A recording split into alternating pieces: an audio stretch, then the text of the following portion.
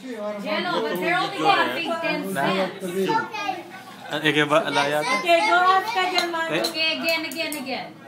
Angelo, what do you want to be when you grow up? Mascot. God, why a mascot? Mascot? You don't get paid a lot. Okay, I want to take a picture with the kids. Sample, mascot. Oh, Josie, Oh, pati magkukulit yung hair mo, don't do that. Chan, what do you want to be when you grow up? Ay, Chan, pakay ka mo kano kaya pa signature ka mo kano kang mascot. Mascot. Let's see if it's good. Yeah, let's see. If you know how. If you don't, then you're not. Let tayo mascot. You make mascot, ganyan niya. Ay, biasa. He's a sad mascot. He can't be a mascot. Pwede yun. Me too.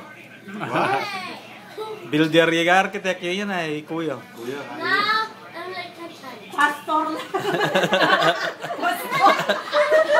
Hindi. No. Kasi ko yung DI. Para DI. May dalawa doon. Hindi. Si Christian ano yan, tax collector. Oh, si Kuya. Yung dog niya. Naka-open dito. Macho. Beta nga doon, ay na, tambay. Jello. Hindi. Magtanggol eh. Attorney yan, bebe out yung dalawa. I think I na, pinitruck lord. Low. Chanchan nag-bright. Chan-chan kaya yun, shipping company. Pati ang bata ng mana nito. Bil pa nga Share tayo. Dietitian. Kaya.